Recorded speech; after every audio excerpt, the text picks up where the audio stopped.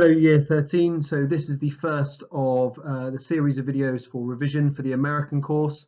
So this is video 1 for the A-level American mini revision.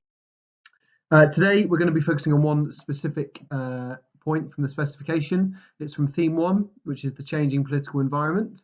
And so we're going to be looking specifically at the 1920s. We're going to be looking at the specification point that says a changing presidency, the rise and decline of republicanism to 1933.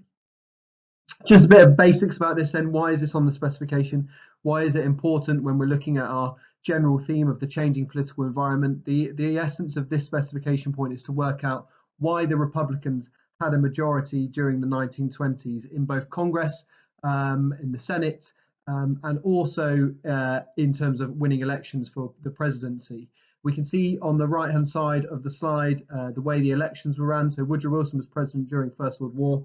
The election after the First World War, the first opportunity to vote for the American public, Warren Harding, the Republican, was voted in. He was president until his unfortunate death in 1923. Calvin Coolidge stepped in as vice president to take over before the next election, which he won, staying as president until 1929. He was then replaced by another Republican candidate, Herbert Hoover. And so the Republicans win 3 successive elections. However, in 1933, it all goes wrong for the Republicans when Franklin Delano Roosevelt is elected. And we need to understand, why did the Republicans experience so much success? They were very popular in the 1920s during the boom years. This is a time of economic success. This is a time where roads are expanding, people are buying radios, women are going out more. It is a time of big change in America, but a lot of people experience what they thought was a better life. However, when the Wall Street crash happens in 1929, a lot of the harsh realities of living in America come to light, and the crisis of the economic depression takes hold and grips the country and leads to a fall in support for the Republicans and a desire for change. And it is why Franklin Delano Roosevelt wins one of the biggest landslide victories in American electoral history. So for our course, what I've done is I've got some key points about why the Republicans were so popular and then what caused their downfall. First thing we'll talk about is we'll concentrate on the president at the end of the First World War, Woodrow Wilson. Woodrow Wilson, as a Democrat, had been fairly popular before the war. He promised through the First World War years America would not get involved. But that isn't followed through in 1917 when the Americans end up joining the war on the side of the Allies, Britain and France. He tries, and a lot of his talk at the end of the war is trying to keep America involved in international affairs. A lot of the public saw him going back on his word and didn't want to be involved in international affairs. So it decreases support for the Democrats and looks, who are we going to vote for instead, looking for a change, and the Republicans are offering a very different message. Wilson was also seen to be too involved in government decision making. He was seen as a president that tried to have a little bit to do with every little matter in government, and a lot of people wanted their president to take a step back. Woodrow Wilson is replaced by Warren Harding. Warren Harding, as a Republican, makes several promises, but one of his big promises is to return to normalcy. One of the Republican mottos of the time is less government in business and more business in government. So the idea that Harding and Coolidge, the president after, would not actually step in and try and interfere with business policy too much, more of a laissez-faire, relaxed approach where people can have lower taxes, businesses can make their own decisions, there's less kind of structure, less kind of interference, less kind of desire to push people to about lower wage caps or anything like that. So Harding promises a return to normalcy, to traditional American life. He promises buy American, encourages American goods to be bought by the public, and gives tariffs and incentives for American businesses to produce more. He gives lower taxes, protects American businesses. Trade unions are kind of, their power is lowered at this time, which makes businesses successful. And all of this brings a lot of success in business, albeit at the expense of maybe the working classes in some places. But a lot of people see the success and associate with the Republicans. They see the radio they're able to buy. They see the refrigerators and the Hoovers and all those things you can buy, all that modern equipment. America's going for a boom at this time, and it's seen as a really successful time, and that's why a lot of Americans are in support of the Republicans. We also have to take note of the fact that this is a time where a lot of Christians and a lot of right-wing conservatives want to go back to traditional values. So Harding's message of normalcy is really important. This is a time where prohibition comes in because a big push from Christians that drink is a sin and that it's causing problems in America, and prohibition is brought in to support those guys. In some schools, they teach that even Charles Darwin's incorrect and things like that. It shows you that at the time, there was quite a lot of right-wing conservative views, quite extreme conservative views, and therefore a Republican Party that's promising to have less interference and to buy American is going to be very popular. Harding what is replaced by Calvin Coolidge, but the boom period continues. The new technology of more consumer goods obviously keeps people on side. And we also must remember that the Democrats had weak competition. In the election for Harding's replacement, Calvin Coolidge, the Democrats actually struggled to put up an actual candidate for the 1924 election. Calvin Coolidge, it doesn't change much. Silent Cow is his nickname, doesn't really do anything too major. He keeps this laissez-faire approach. He lets business get on with business. He lets government do government things. One thing he does do, though, that kind of keeps Republican support is he restores the faith in the morality of the president. Harding, it comes to light in the middle of the 1920s, had lots of people maybe working for him that weren't always using their position in the right way and were corrupt officials in some places. Warren Harding himself had alcohol delivered to the White House despite prohibition.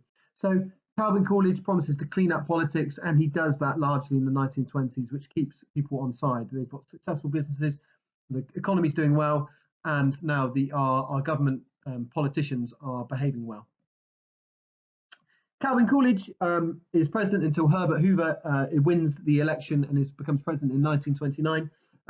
Still Republicans in charge, but then we have the disastrous Wall Street crash at the end of 1929 and the beginning of the Great Depression. The Great Depression increases unemployment massively. At its height in 1932, unemployment reaches 25% of the American population. People are losing their homes. Banks are closing. The most major banks in America are starting to close down. Can't be saved by the government. Many businesses fell. People are looking for change. A lot of Republicans, when the Wall Street crash happens, the initial response is to try and let the economy sort itself out. It's a natural process. Economies go through good times and bad times, and they just have to ride it out. We'd had a very small recession after World War I in America, and the American government decision there was to let it play out. And after a year or two, the kind of economy picked itself back up, and that was the desire originally in 1929. However, Herbert Hoover, as president, initially has this policy of relying on charities and the wealthy to save those in trouble. So the government would encourage charities to provide support for those who needed it most. They would encourage the wealthy to try and keep people in their jobs and try not to let as many people go.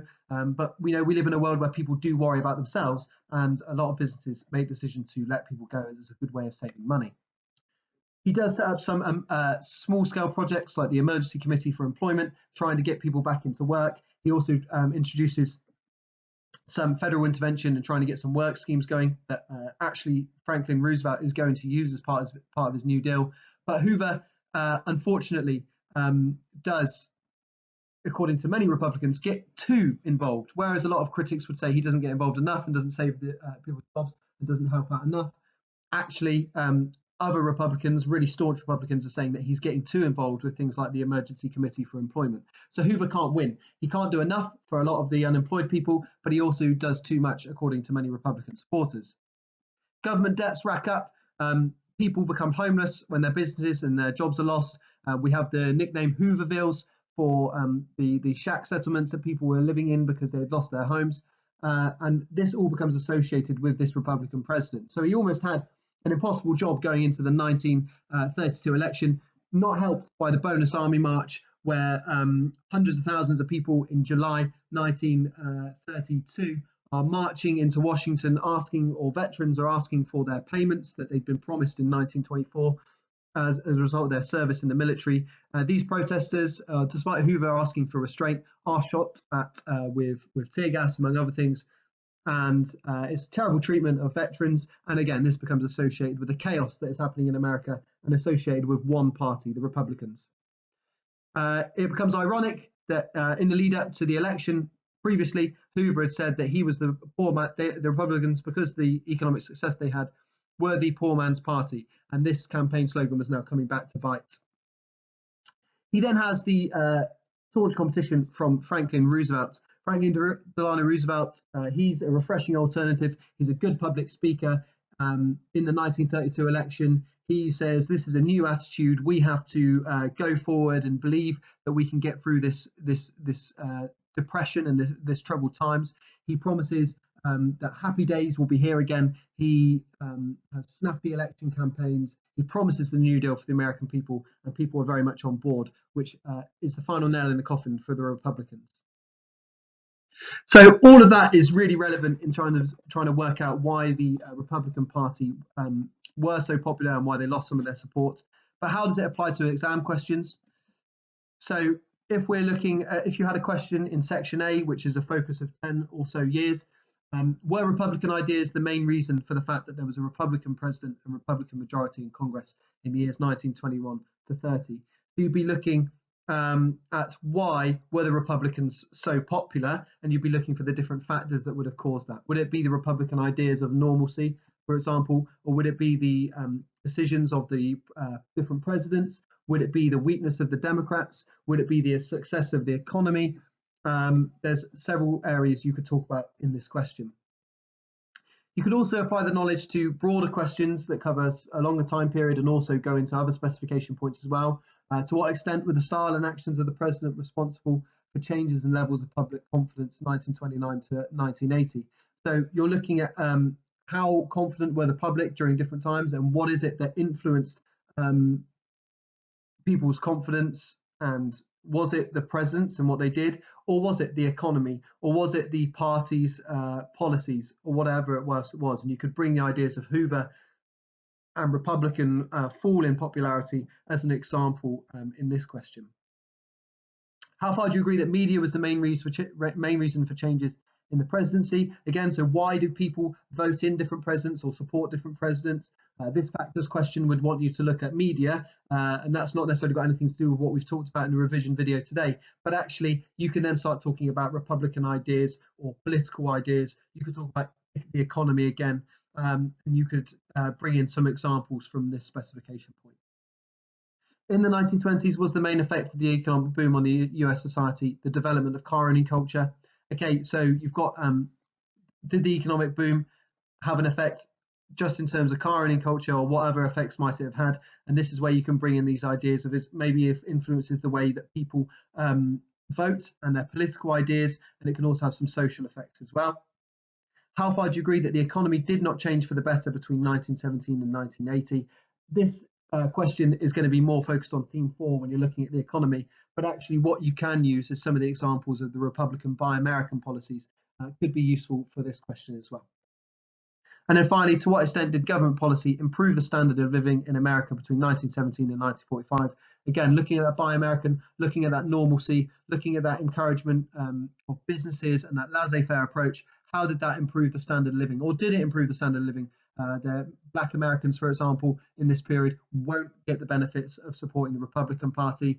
Trade unions are on the fall as well. Immigration is criticised because of these very staunch Republican attitudes in the 1920s. So all relevant for that exam question.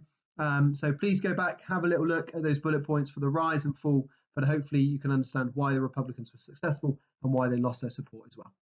Thank you.